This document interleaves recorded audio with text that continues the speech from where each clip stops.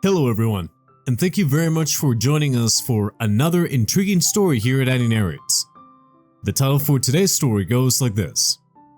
Parents came to know I'm filthy rich with a private investigator's help. Now, they're treating me like their golden child, when they have been treating me like nobody for the last 28 years. So I told them, I ain't giving them a single penny. I, 38 female, I'm happily married to the love of my life, have 2 beautiful children, and run my own successful business. I have spent the last 15 years of my life trying to surround myself with people who love and appreciate me, and vice versa. It took me a long time to come to terms with the fact that not everybody was going to like me, and that was okay. When I was younger, I constantly spent my time and effort trying to get people's validation and attention, only for them to treat me like dirt. That definitely affected my self-esteem and morale while growing up, but now that I have a loving family of my own and wonderful friends, I try to forget about my unhappy childhood, until my parents, whom I hadn't spoken to in decades, showed up at my doorstep last month. I need to provide some context. I grew up in a rather nuclear family. It was just my parents and my 2 older sisters, Amy, 40, and Linda, 43. Growing up, I was always felt left out, like I didn't fit in with the rest of my family. Linda and Amy were always the center of attention, and I often felt like my parents didn't really care what I did. They never seemed to gush about me to their friends like they did for my sisters. They were never proud of any of my achievements and didn't bother to tell me how much they loved me. In fact, I started believing that maybe they didn't love me at all. As a child, this kind of behavior affected me immensely.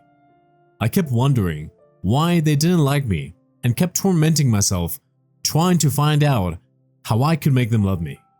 Even though I excelled at everything I did, they always were indifferent to me. Never once did they acknowledge anything I did. When I was about 12 years old, I even started dressing and acting like my older sisters. I even dyed my hair blonde, hoping that at least now they would notice me. Instead, it backfired on me, as they thought I was being an attention-seeking brat. Linda and Amy weren't that friendly with me either. When I was younger, I would try my best to involve myself in all their games and try to fit in, but they would never let me join. They always ignored me in public and at home. They would make my life a living hell. They knew that my parents disliked me, and they took advantage of that by using me as a scapegoat for all the things that they did. It went from small things, like blaming me for not doing the dishes or breaking a vase, to hiding their beer bottles in my room while I was underage and accusing me of drinking them. My parents of course believed everything they said. I didn't even stand a chance in defending myself, and I had to face the brunt of their anger. My own quote-unquote family treated me worse than strangers did. It was never any physical abuse. Neither of my parents ever raised their hands on me. However, it was the emotional and mental abuse that left much deeper scars. They would buy my sisters the most expensive gifts, like cars and the latest electronic devices, while leaving nothing for me. I never got anything new. Everything was a hand-me-down for my sisters. They went on multiple family vacations, leaving me behind with my grandmother. My grandmother, Nana, was, in a way, the only person that cared for me. She lived out of state, so we only got to visit her a couple of times a year during vacation. But those were the best times for me. I used to have so much fun just being with her. She made me feel important and loved and validated, the things I craved for the most. So when my family would go on their vacations, I didn't care, because that meant I got to spend time with Nana. But then all my happiness would be sucked away when my parents took me back home. I even remember begging them to let me stay with her full time, but they never agreed. It was as if they liked having me around just to ignore me. When I was 16 years old, I got into a huge fight with my parents. After all these years, I don't even remember why we were fighting. Probably over something trivial. But one thing led to another, and my mother let it slip that I actually wasn't her child. I was so stunned that I just stared at her in disbelief. My father looked embarrassed, and then she told me the whole story. She told me that I was an illegitimate child, which was the result of an extramarital affair with my father. My mother abandoned me when I was a few weeks old with a letter saying that I was his child and his responsibility. They said that they had no other option but to take me in and raise me with their actual kids. Even though I felt like my world was crumbling around me, everything began making sense. How they never treated me like their own, their indifference and their dislike of me. I could understand why my mother acted that way. But my father? He was still my father, and he treated me even worse than her. I made up my mind that night to permanently move in with my Nana. It was clear that I was not wanted here. I never was. I was a burden to them, and a constant reminder to my parents of their mistakes. They never loved me, and they never would. It would be better for all of us if I just left. When I brought this up to them the next day, they had no objections. I was hoping somewhere deep down that my father would at least try to make me stay, but I was a fool for even thinking that. By the end of the month, I was all packed up and moving out. Nobody came to even see me off. The next couple of years that I spent with my Nana were some of the best years of my life. Yes, I was still not over how easily my parents just forgot about me. Nobody visited or even called. They didn't attend my high school graduation, and they even started ignoring Nana. Without them holding me back, I flourished. I finally began socializing and making friends, got a part-time job, and even had a few boyfriends along the way. I was able to be my true self, not someone who constantly strived to get validation. I graduated with honors and got accepted into a great college. College was a blast and the years just zoomed by. After graduating, I managed to get a job at a very reputable real estate firm. I was just an intern, but I was surrounded by people who were masters in their field. They took me by the arm and showed me all the tips and tricks to selling a house and trained me to be a great realtor. They introduced me to exclusive clients and helped me build major contacts and a solid portfolio. Along with their guidance and a lot of hard work, I slowly began making my way up the rankings. By the end of my third year at the firm, I had managed to become a very reputable realtor. I had sold mansions worth millions to VIPs and was earning a formidable salary. I had even managed to buy myself a lovely apartment, adopted a dog, and was living my best life. I always made it a point to set some money aside for Nana and visit her whenever I could. She was always the happiest to see me succeed. I hadn't had any contact with my parents for close to 7 years now. They cut all ties with me and Nana. I didn't even have their numbers or address. Last I checked, they had moved out of our old house. Even my sisters had blocked me on all social media, and none of them bothered to check up on me even once. All of this stung pretty badly, but then after tons of therapy and self-reflection, I came to the conclusion that things were just better this way.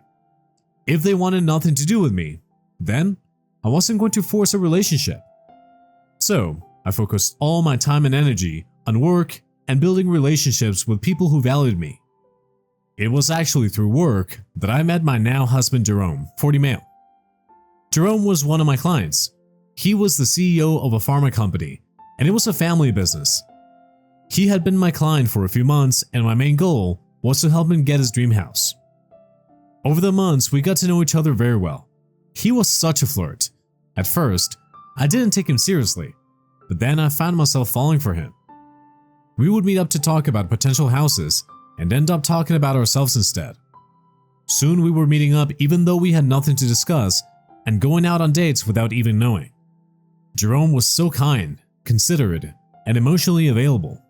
I managed to sell him a beautiful mansion by the seaside, but our meetings continued.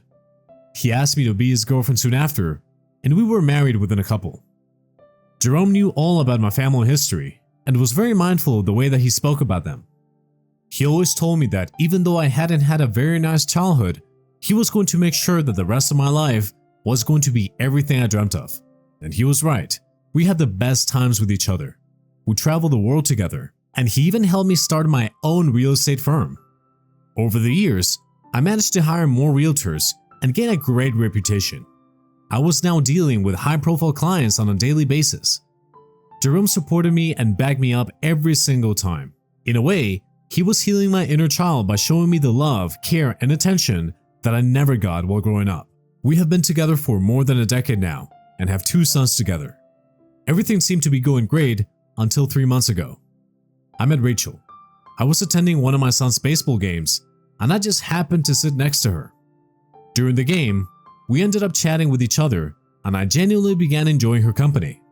She said that she was here for her nephew who was also playing. She had recently moved here and was living with her sister. We began speaking more and more, and by the end of the game, we were having so much fun together, just chatting about random things. I didn't even realize that the game was over. I met Rachel again the next week for the game, and this time we automatically sat next to each other and began to chat away.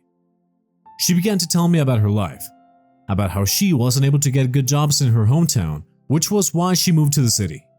She also told me that she had a difficult relationship with her parents and they were now estranged from each other. This hit a little too close to home for me because I could completely relate to what she was saying. Even though I had just met her, I could tell that we had a lot in common. I gave her my number and told her that if she ever wanted to talk, she could give me a call. Plus, I did enjoy her company. Over the next few months, I kept bumping into her at random places, sometimes at the grocery store and sometimes at church. I was always happy to see her because she seemed like such a nice person and even my kids liked her. We started calling each other a couple of times a week, and once she called me absolutely in tears, sobbing about the fact that she wasn't able to get a job, and her father finally called her that night after almost a year just to tell her that she was a disappointment. My heart broke for her.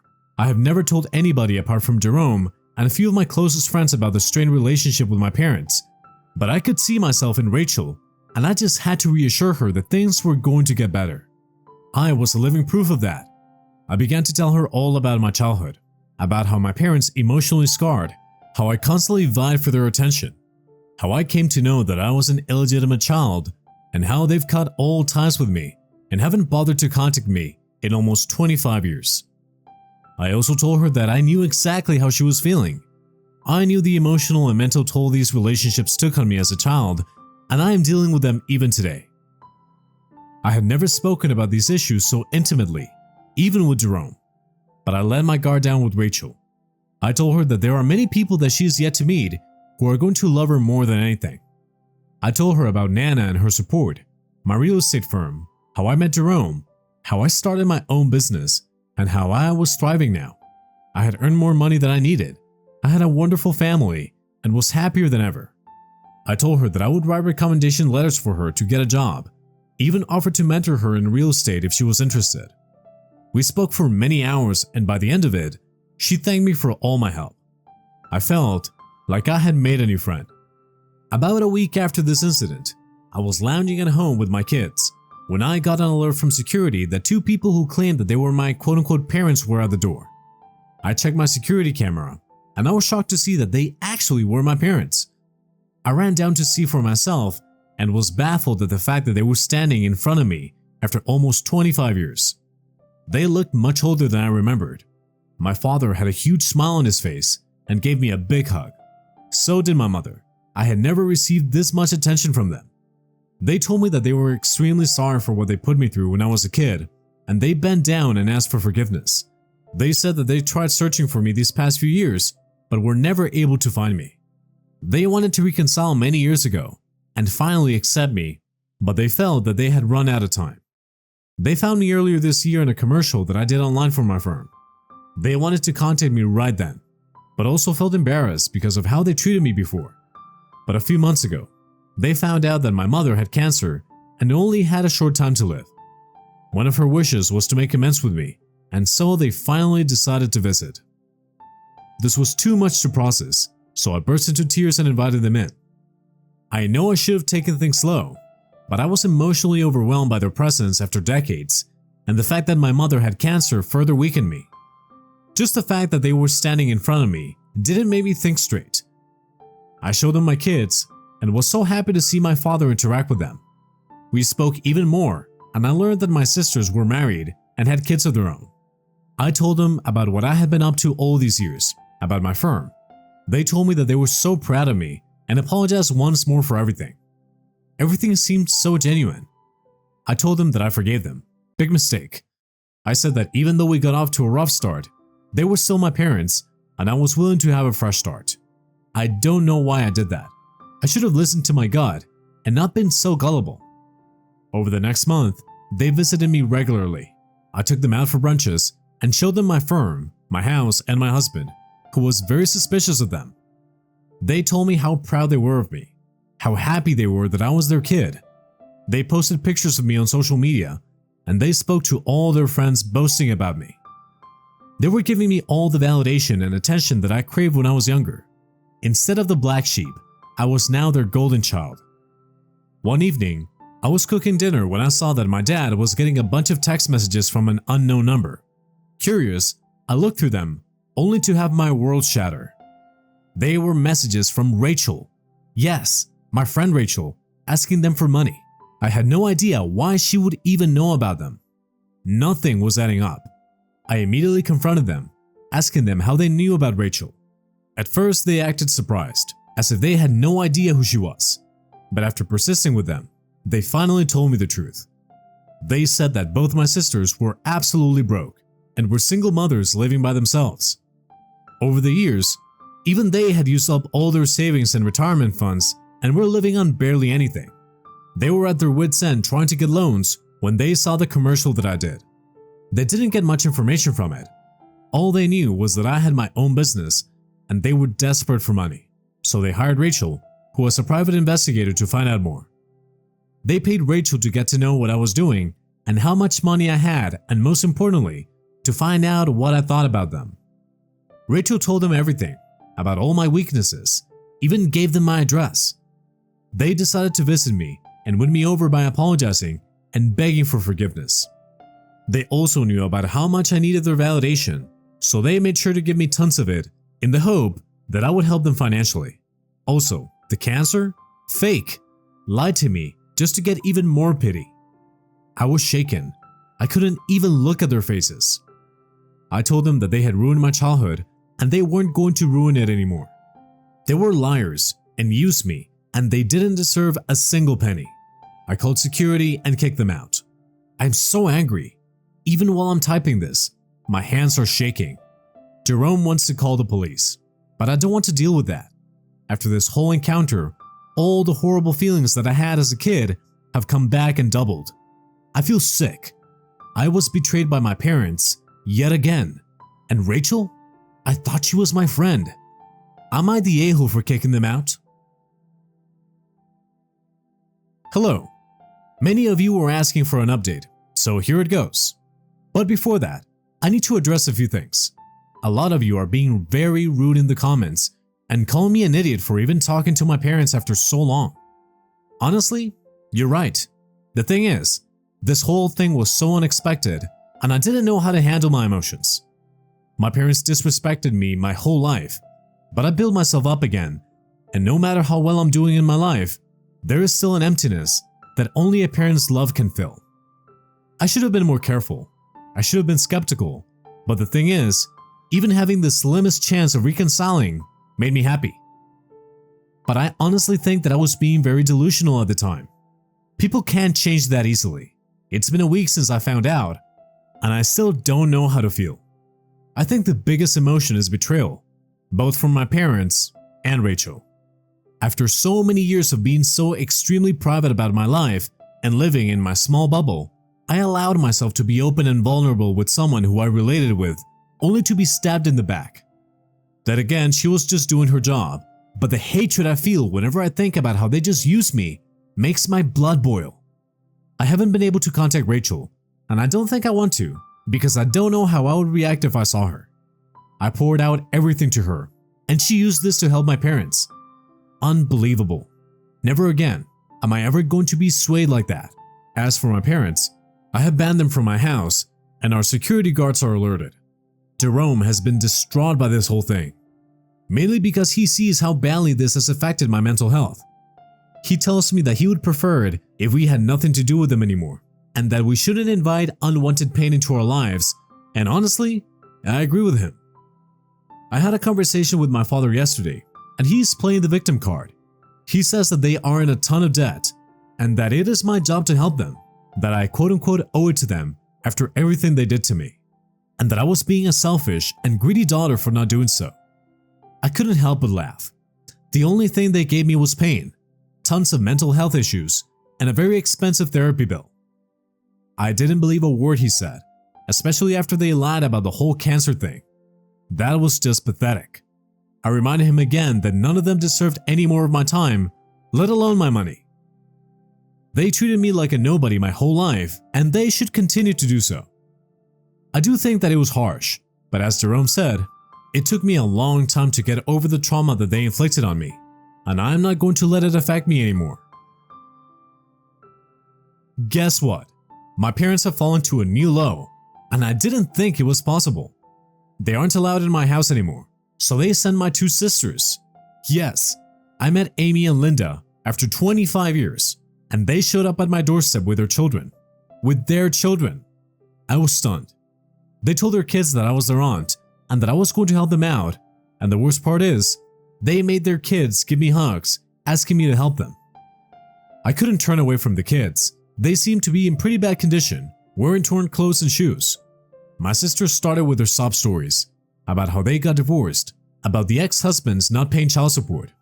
One of them lives in a trailer park, and then they went around my house, admiring all of my stuff, saying that I could help them out immensely, even if I gave them a small amount of my savings. I do not have any sympathy for my sisters. They do not deserve anything, but using their kids as leverage, that was disgusting. They very well knew that I couldn't do anything if they had their kids begging me to help out. It's a good thing that Jerome was home, because he sent the kids to play outside and then told my sisters that we were not going to help them out. We didn't owe them anything. He told them that if either they or my parents ever tried to contact us again, we would be calling the police, and he was dead serious about it. I'm very grateful to him, because I would not have been able to do that. My heart ached for the kids, and I decided to do one small thing for them.